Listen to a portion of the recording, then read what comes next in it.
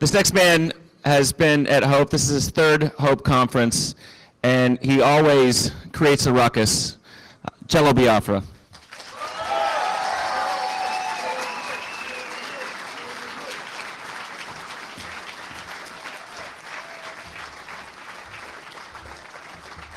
Oh no, a podium. Do I have to adopt my dad's posture now in order to communicate with everyone here? What can we do about this? Okay, hang on. Let me unfold my stuff here.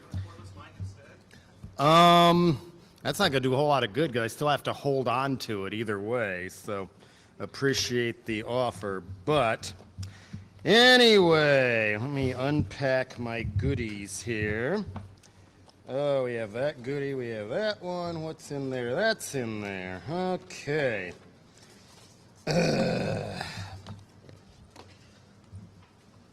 No, that should go. Where can I put this so it'll be logical?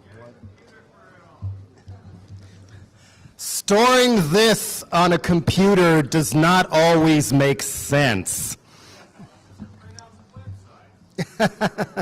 Well, I know they aren't all printouts of websites. See, this isn't a printout of a website. This is Arnold Schwarzenegger campaign literature. If there ever was a reason for ecological reasons to outlaw junk mail, this is it.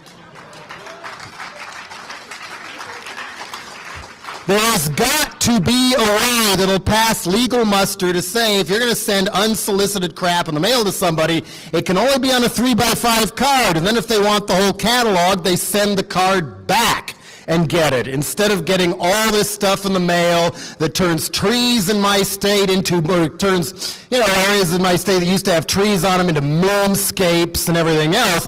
This is the only campaign literature I ever saw for Schwarzenegger, and look what thick reading it is, too.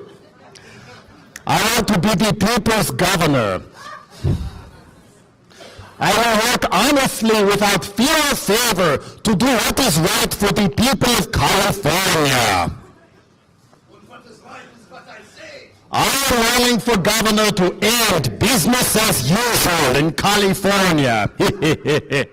Let's bring California back. What does that mean? Yeah, exactly. And what are some of his fiscally conservative government with Republican principles? Republican principles? Oxymoron, if I've ever heard one. Repealed the outrageous car tax increase, which I got a $3 refund for. Basically, this wasn't a recall election, it was a coup. And granted, the governor before that, Gray Davis, was not a very sympathetic figure, kind of the East Bay Ray of politics, if you will. He right-wing corporate Clintonoid Democrat who was, like typical Democrats of today, was more interested in making deals than being a leader. And eventually it caught up with him, and now they've got him in. This is very important for two reasons. Now Bush has a new state to cheat in this fall, because they might be watching Florida a little more closely. And the old governor, Davis, and the lieutenant governor, Cruz Bustamante, had filed a $9 billion lawsuit against Enron and Kenneth Lay for ripping off our state in the corporate-staged energy crisis. But since the state attorney general's office didn't file it and the governor did, the governor can withdraw the lawsuit at his pleasure.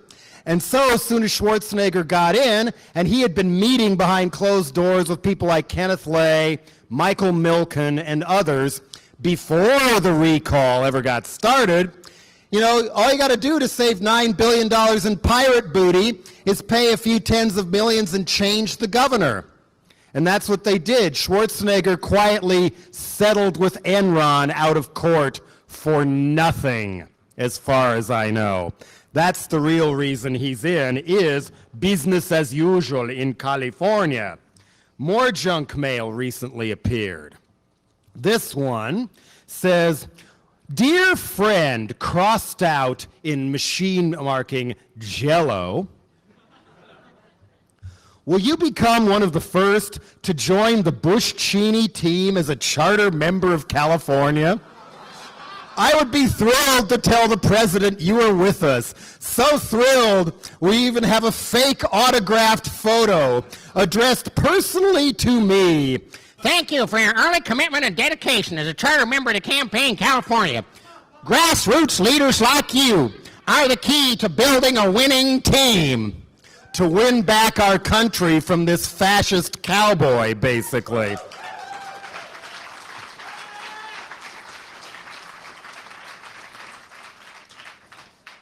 Anyway, imagine, you talk about everything's got to be on websites, everything's got to be downloaded, and what happens if the whole thing crashes or disappears? I had somebody who spent years writing 2 film scripts that were his life's work, only had it on a hard drive. Guess what got stolen out of his car? And he didn't have backup copies. I mean, cyber terrorism is a legitimate fear at times, so if you don't want to lose something that's important to you, back it up on something other than just the digital netherworld and all. You could regret it later.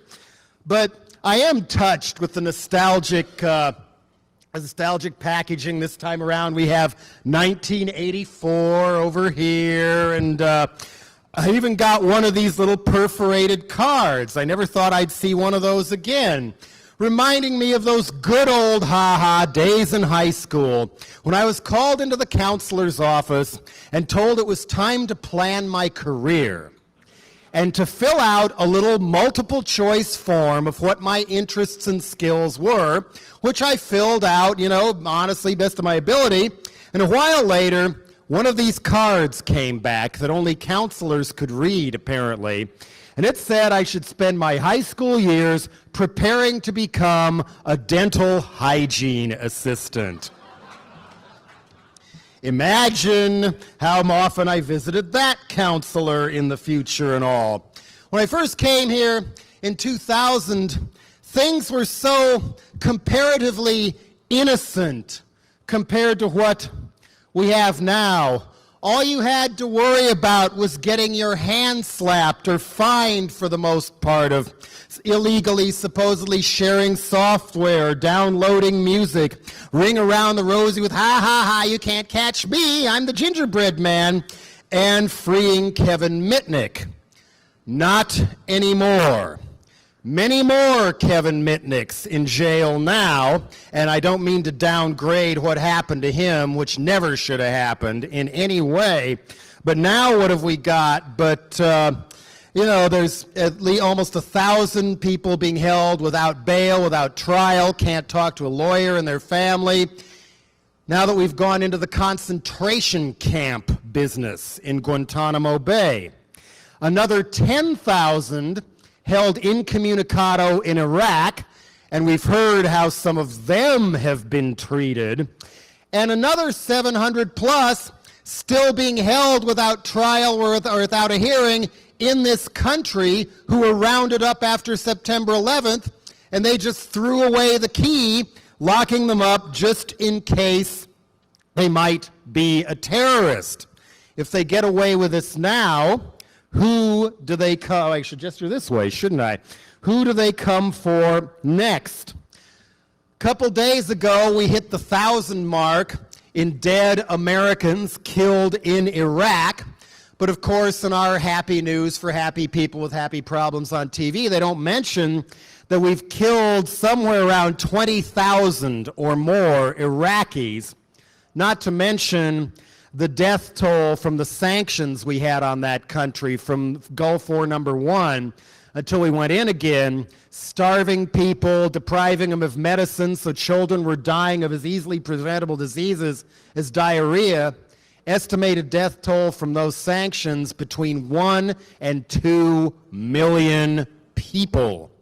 That's not fighting terrorism, that's not liberating anybody, that is genocide. And that's how people view us in that part of the world. And another thing they don't bother to tell you is, okay, we only lost 1,000 guys, and look how we kicked their ass over there. Last March, the Pentagon released some figures on how many troops have been sent home for injury or illness. 29,000. And this is not people who just got grazed by a stray bullet that broke the skin or got the sniffles or something. These are people who've had their arms or their legs blown off. The Kevlar will kind of protect you from bullets, but not roadside bombs when there's no armor put on the Humvees in the first place because they had to save money for B-2 bombers and everything instead. People who may never walk again because they have spinal injuries, things like that. The illness they're talking about, in all likelihood, is the latest mutation of Gulf War syndrome. You know, and what helps cause Gulf War syndrome? Well, remember John Ashcraft in one of his many "the sky is falling, terrorists are going to attack us all summer" that never seems to happen.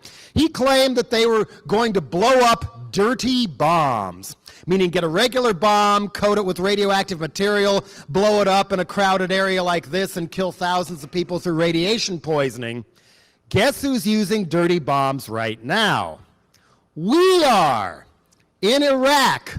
Shells coated with depleted uranium, and sure, they'll go through the armor of a tank and blow it up from the inside, but what have you got left over? Radiation. We left 40 tons of depleted uranium behind in Gulf War I, which may explain why the cancer rate in southern Iraq then went up 700%. We used it in Kosovo, too. Hey, Kosovars, come on back. We got rid of Milosevic and all his butchers, and see, we left your land happily aglow. And yes, we're using it this time. And you know how many people are now living on disability from the first Gulf War in this country?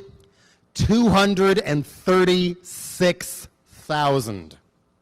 So if you know anybody who you care about who's in the military or thinking of joining, now might be a real good time to do whatever it takes to talk them into not joining or not going over there.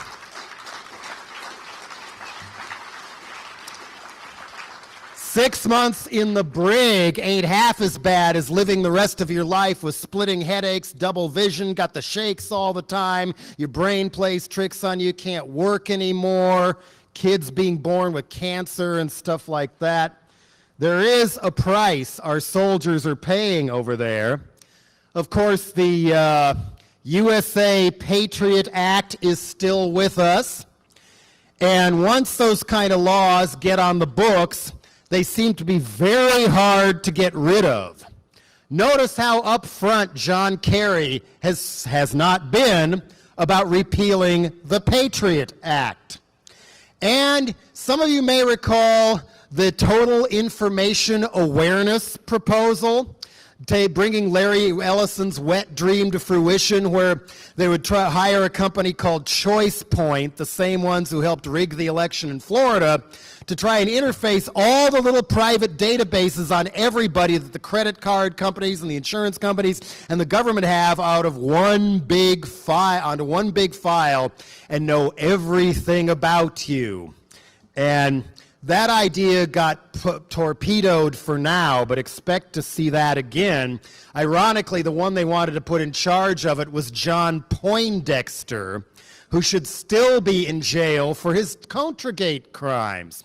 Ollie North's right-hand man and all the drug running, assassinations, and our terrorists called the Contras, killing 30,000 people in Nicaragua. Thought we'd bring him back. And then, I guess there's been panels on this too about uses and abuses of the smart cards that are already coming in Europe. And one person who many people in this room may think is kind of a hip guy proposed in March 2002 requiring all manufacturers of computers to include an ID card reader, so that in order to log on at all, you'd have to put your smart card in, and then whatever you did would all be known and recorded by the people who issue the smart cards. He said in this talk, quote, "Privacy is the new urban myth." Guess who said that? Howard Dean. Yeah. Meanwhile, our buddies Choice Point also now sell at Walmart for $39.77 a little spy-in-a-box kit called Background Check, which is software where you can tap into Choice Point's online database and look up all the dirt on anybody you want. Don't have to wait for Poindexter, you can do it yourself. Last June 4th, Robert Mueller, the head of the FBI, proposed a new domestic spy agency within the FBI to function as a domestic CIA. Restrictions, 0. In other words, basically legalizing what they already do illegally anyway. Another one that's supposed to come into effect this month, but I haven't heard whether it actually has yet, so I'm doubting it. You heard of CAPS 2? Another one of Ashcrack's little things of having everybody who wants to get on a plane have to submit to all these background checks, which of course they can then all give to Choice Point or whatever, and decide whether or not you're even allowed to fly on a plane at all. Green, you're okay. Yellow, give them the 3rd degree at the airport every single time. Red, you will never get on a plane again. Who might be red flagged? Well, not a real efficient way to find terrorists who can forge IDs at will anyway, but one of the people who got red flagged about a year and a half ago and was not allowed to fly from any airport in North Carolina, much to his surprise, was Doug Stuber. His crime being head of the North Carolina Green Party. And Stuber reported that the Homeland Security people even brought out a big old notebook of suspected terrorist organizations, and there on the same page in alphabetical order were Al-Qaeda and Green Party. Yeah. I mean, that hasn't been used wisely yet, but give them time. I mean, with CAPS, too, even the information is not that interesting to them. They've already got that anyway. It's the submission and acceptance of being spied on that interests them the most.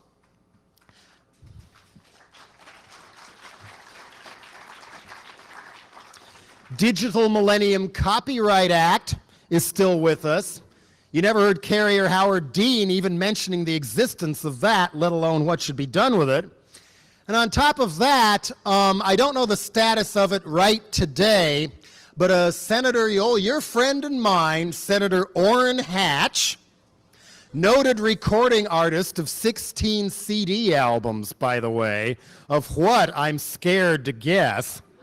Apparently Ashcroft made a religious album years ago too, but I've never seen one in a thrift store or anything. And Ashcrack also wrote his own patriotic anthem after September 11th, which so far I've only been able to get 30 seconds of. But there he is on CNN in front of the Justice Department podium. Let the eagle soar.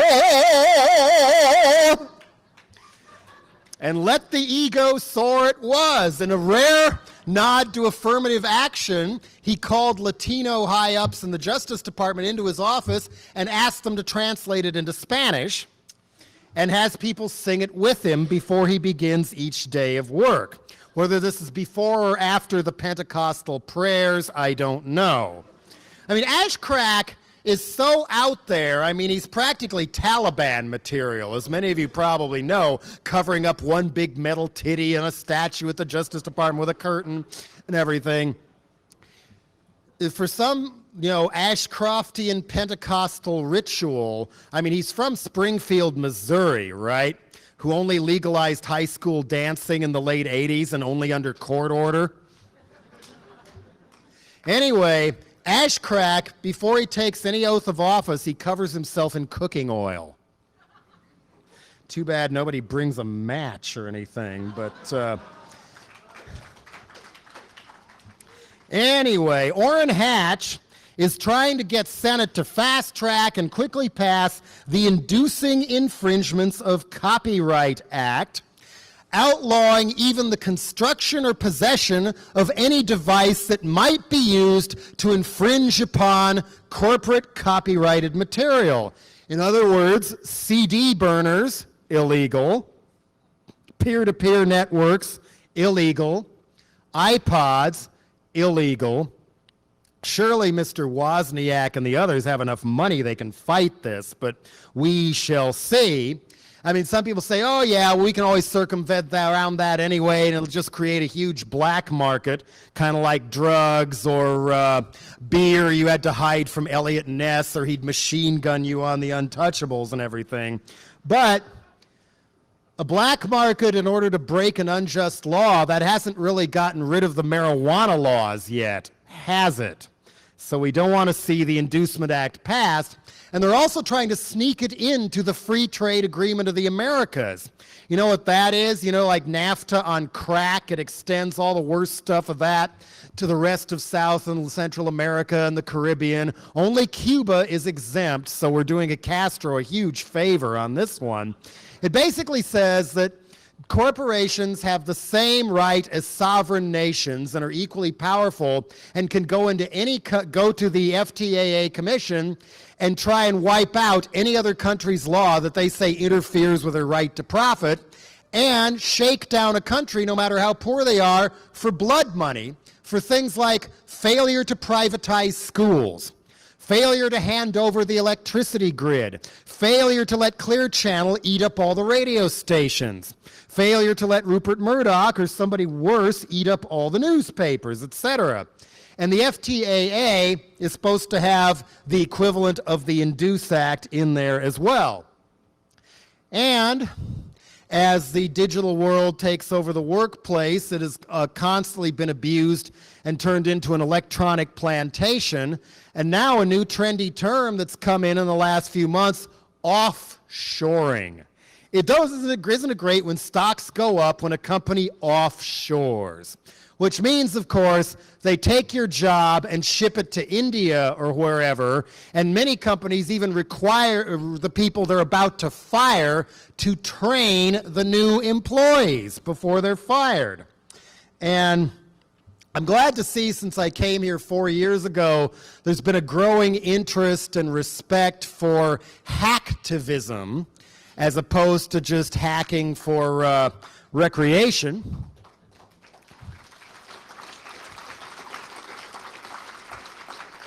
But one of the big dangers we face in this upcoming so-called election is hacktivism from the other side. Way worse than the hacktivism already done by Choice Point in Florida, detailed in a book called The Best Democracy Money Can Buy by Greg Palast, where they purged all these supposed convicted felons, meaning those Negro voters who might vote for Gore, off the voter rolls. Jeb and Catherine Harris were both in on this. And then Palast actually looked at the printouts and whatnot in the database of what Choice Point was up to, and they had all these people convicted of, it said convicted of a felony in 2004, convicted of a felony in 2007. And he claims he offered this information to the Gore campaign 3 weeks before the regular election, and they turned it down. And even afterwards, when people were up in arms over tens of thousands of people not allowed to vote because they were black in Florida, where was Al Gore? One of many, was he that allergic to being photographed with civil rights leaders of a different skin color, or what? I mean, for anybody who says Nader cost Gore the election, well, there's one of many reasons Gore cost himself that election. But other people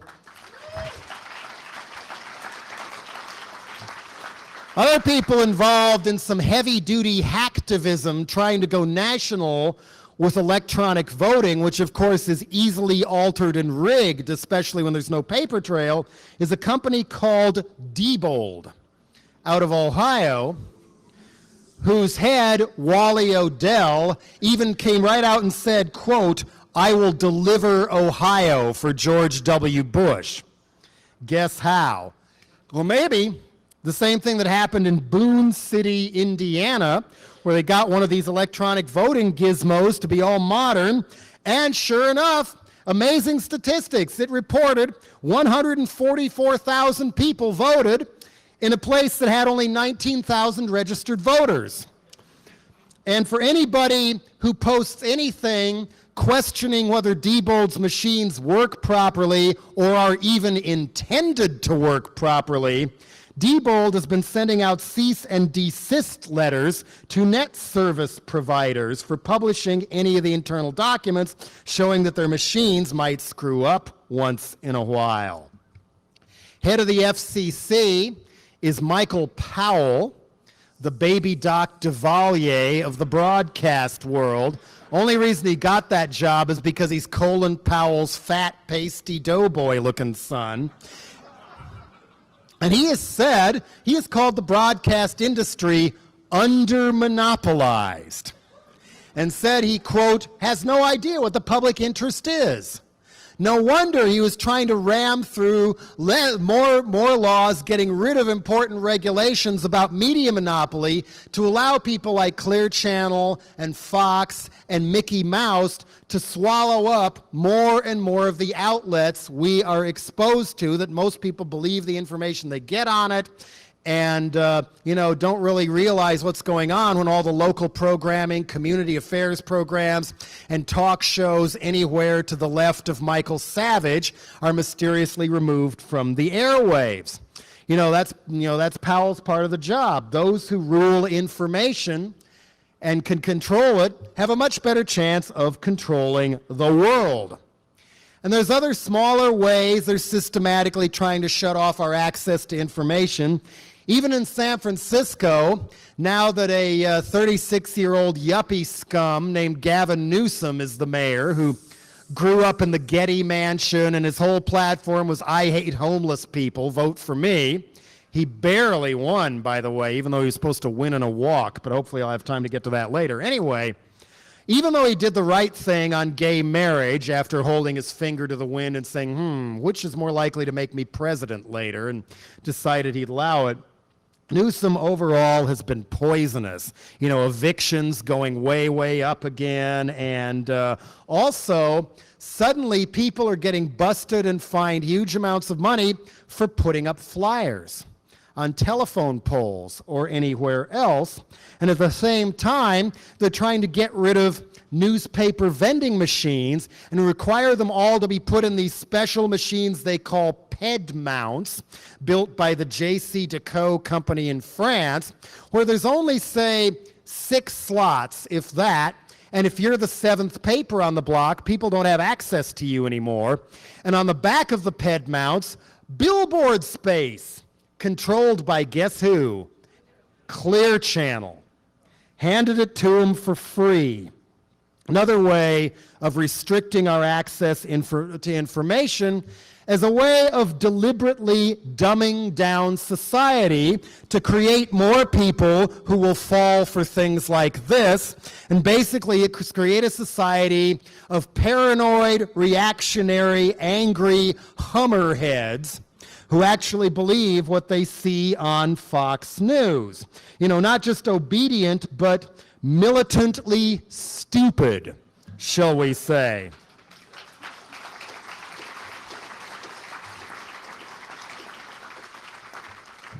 This isn't capitalism anymore with so-called free trade and revolving door between corporations, Pentagon, and other government positions. This is feudalism.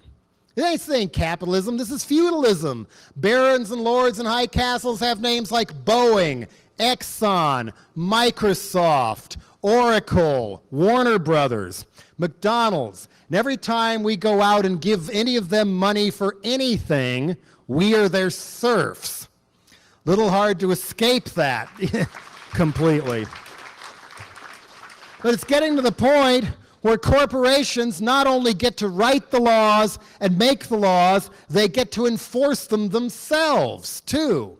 Not just through phony free trade agreements, but your friends and mine, the RIAA, Recording Industry Association of America, becoming more and more of their own enforcement arm, blurring where big business ends and government begins. According to the LA Weekly, their anti-piracy unit, the APU, in Los Angeles has been dressing up to look like police and terrorizing street corner vendors in Latino neighborhoods, seizing their discs and getting photo IDs of them to get their file going. And, you know, admittedly, well, I'm going to skip that part for now, but, and the RIAA as well, somehow they have the right now to sue thousands of people at random for failure to buy enough of their products. Imagine if Kellogg's got this power or something, too. 12-year-old girl in the projects in this town sued for file sharing. 71-year-old Durwood Pickle in Texas sued for file sharing. And now the normally supposed liberal John Conyers and Howard Berman in Congress are proposing a bill that says if you trade as much as one music file, it's a felony that lands you 5 years in prison. And they justify that by saying, well, each file is a theft of $250. Right. Australia, 2 guys have already gotten 18-month jail terms for file sharing. They were both suspended this time to make an example out of them, but that doesn't make me feel too comfortable either. All this in spite of a new study from people at Harvard and University of North Carolina who tracked 680 albums over 17 weeks in late 2002 and concluded that overall file sharing increases CD sales for anything that was already sold over 600,000 copies. But they said that they made their model for how much file sharing would really cost anything, and it would say a total of $2 million in lost sales, while the major labels, or CD sales in general, from 2000 to 2002 fell 139 million units. Maybe because they put out too much crap, and because of the Bush economy.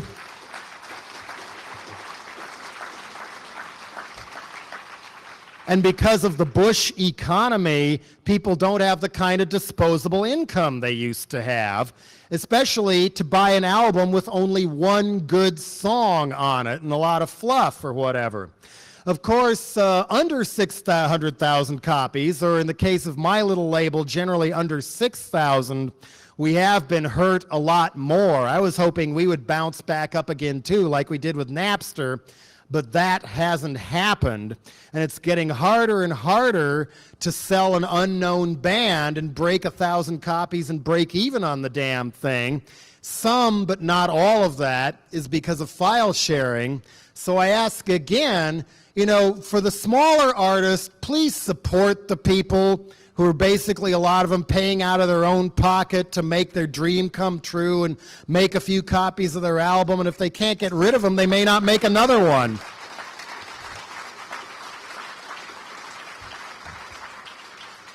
A lot of the bands on Alternative Tentacles, the newer ones, and we're one of the few labels left who will take chances on unknown bands instead of dig up an old punk rock band and try and recycle it again and again and again. I mean, we put out some old stuff too, but I like to put out new stuff, and the bands break up a lot quicker than they used to, in part because they ain't got any money to buy food or gas for the van and get frustrated and all.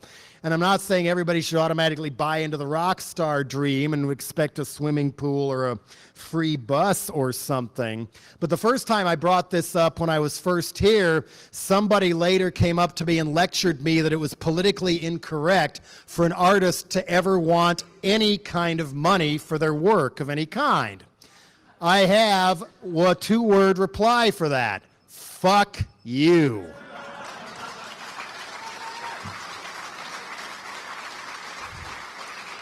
It's weird that some of these people who feel that way are the same ones who say that laborers don't get paid enough, but we shouldn't get paid at all. I mean, I'm not asking for showers of money just to be able to pay the bills so I don't wind up working at McDonald's or Siebel or whatever. So, I mean, that's all I'm saying. Meanwhile, the major labels claim because of all this wicked file sharing, we're going broke! We're going broke! To which I can only quote a famous Flipper song and say, ha ha ha ha ha ha, ho ho ho ho ho ho, hee hee hee hee hee. Well, if you really think they're going broke, take a look at any issue you care to of Billboard magazine. This is kind of their Bible of sell, sell, sell, sell, sell and everything. Here's the Billboard Top 200. What have we got? Top one in this week is Outkast, 7 million copies sold. They have a circle there for everything that's gone gold and sold 500,000, a triangle for everything that's gone platinum and sold over 1 million, and almost everything in the top 200 has at least a circle, and most of them have triangles.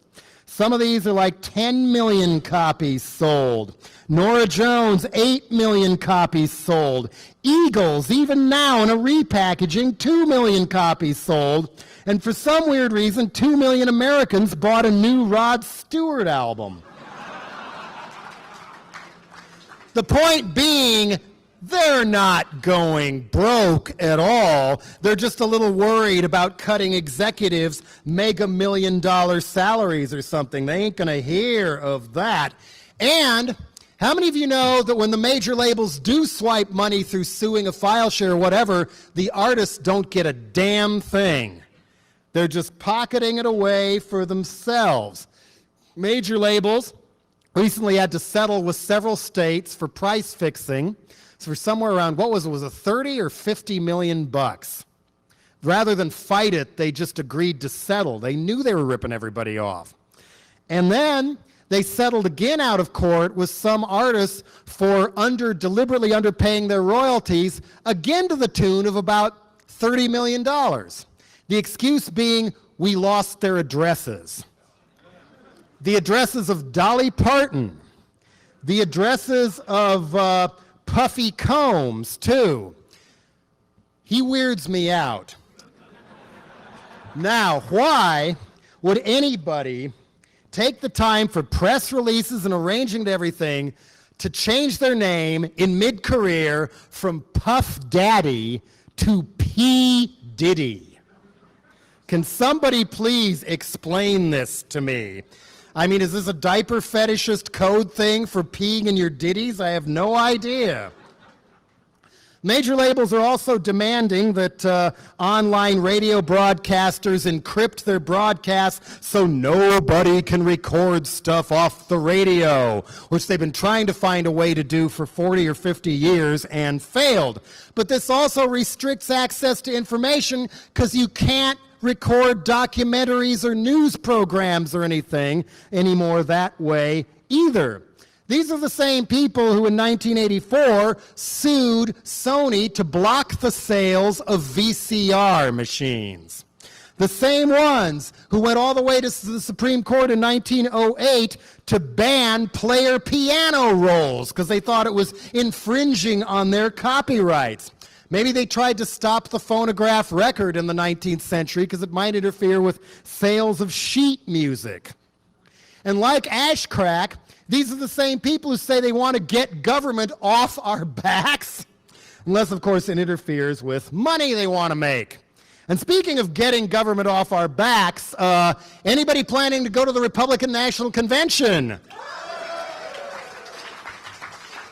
That's going to be an interesting one, isn't it? I mean, some people are hoping for 1 million people in the streets just saying this to the Bush administration and everything they stand for.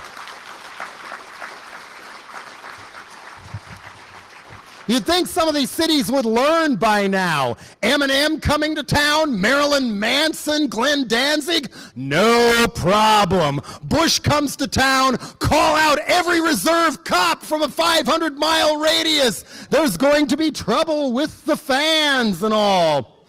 I mean, the biggest danger, I think, aside from incredible police violence, is making sure that the word gets out that it even happened. Making sure that the word gets out to people who normally would only watch CNN or Fox or NBC that there were this many people protesting in the first place. Because the other side since Seattle has gotten a little smarter too, haven't they? How many of you even know that a year or so, year and a half after Seattle, And even bigger groups, 70,000 people, swarmed on the Free Trade of the Americas conference in Quebec City in Canada. But ask almost anybody at random you know if they ever heard that happen. Most people will say no, let alone that one of the great Bush quotes happened during that, too. No, there's not going to be a press conference today. Not in English, not in French, not in Mexican. Yeah. Another thing they do now is arrest the protest leaders ahead of time, no matter what they've done. In Washington, D.C., before one of the actions against the World Bank and International Monetary Fund meetings, they arrested a bunch of people for the crime of puppet making. In Seattle, they arrested people for possession of gas masks, knowing full well if they ever brought that to court, it would be thrown out, but by the time it went to court, the protests would already have passed on. They do this again and again and again. And my guess is they're not going to be very nice or civil this time. The NYPD's reputation is they're not as likely to fuck with you as they are in LA or Philly, but when they do, they really do a good job of it. Just ask Amadou Diallo or Abner Louima or any of them. One of the morals of this story, of course, being if you do go to the protests or are planning to go, it might be worth scouring the thrift stores now for old sports equipment, like football helmets, hockey helmets, bike helmets, shoulder pads, what have you. You may wind up needing them. The Japanese learned this clear back in the 60s. I noticed the footage of protesters there. Cops wore helmets, they wore helmets. Cops got batons, they got batons. Cops got shields, they got shields.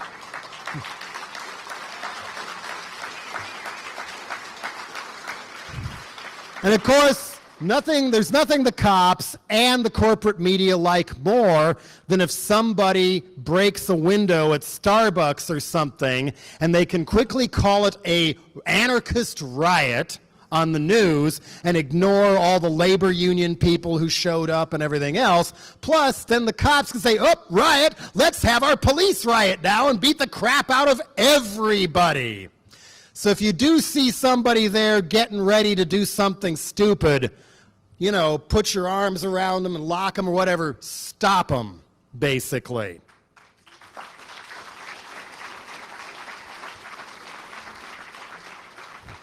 What easier way to disguise an undercover cop than to pull a black baklava over their head and have them claim they're part of the black bloc?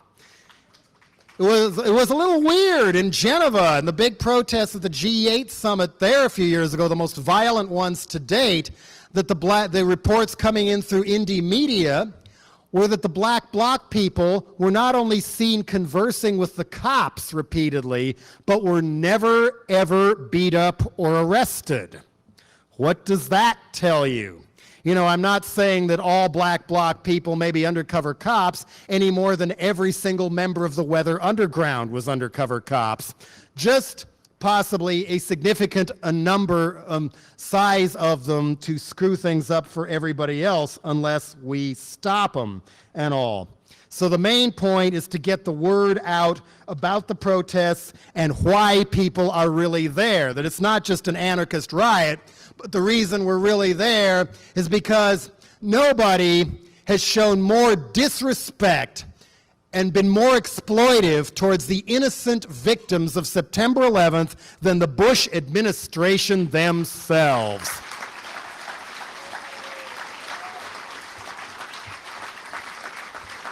How many of you feel more secure now that we're occupying Iraq? I mean, statistically, both terrorist attacks and al-Qaeda attacks have gone way up since we went into Afghanistan. That's how effective this is working. So with all this trumpeting, complete with the usual corporate logos on CNN and the other news outlets, hand over on June 30th. The Iraqis have their sovereignty back now. No, they don't. We took out the emperor we installed, a guy who used to work for Henry Kissinger, who was a privatization specialist named Paul Bremer, took him out. He got on the plane June 30th to fly home to New Hampshire to, of course, write a cash-in book and get back to what the corporate media said was his real passion in life, teaching gourmet cooking classes.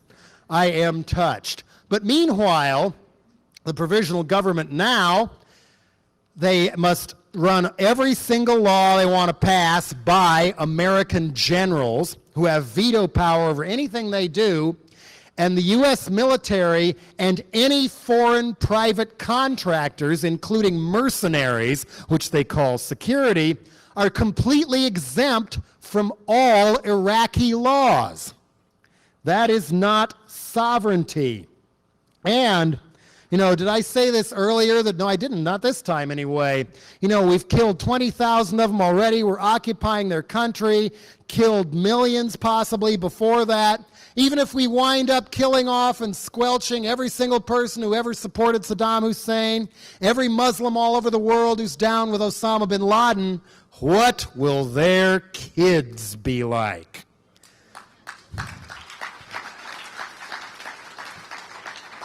Look no further than how young those little boys are throwing rocks at Israeli soldiers, suicide bombings and bombings starting to happen even in Madrid, in Turkey, Morocco, Bali even. There is your answer.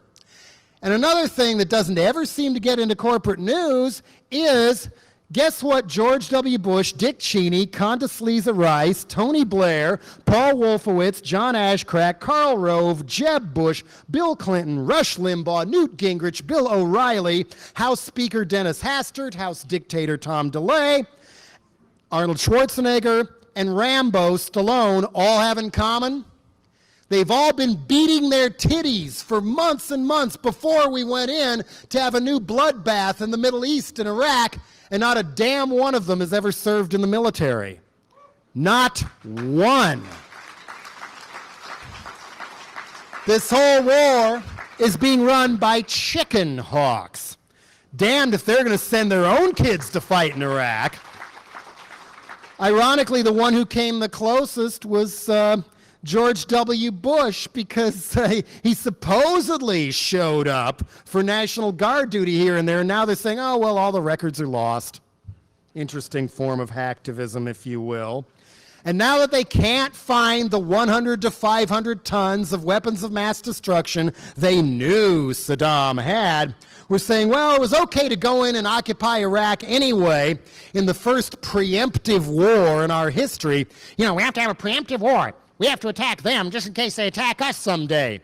The same logic Hitler used for invading Austria, Poland, Czechoslovakia, France, and the rest. Same thing. Well, it's okay because, look, we liberated Iraq, out of the Saddam frying pan and into the Halliburton oil well fires. Yeah. Well, if we, and admittedly, yes, Saddam was a bad motherfucker. But does that mean that we now say that it's okay for Canada and Europe and Mexico to invade this country to liberate us from Bush?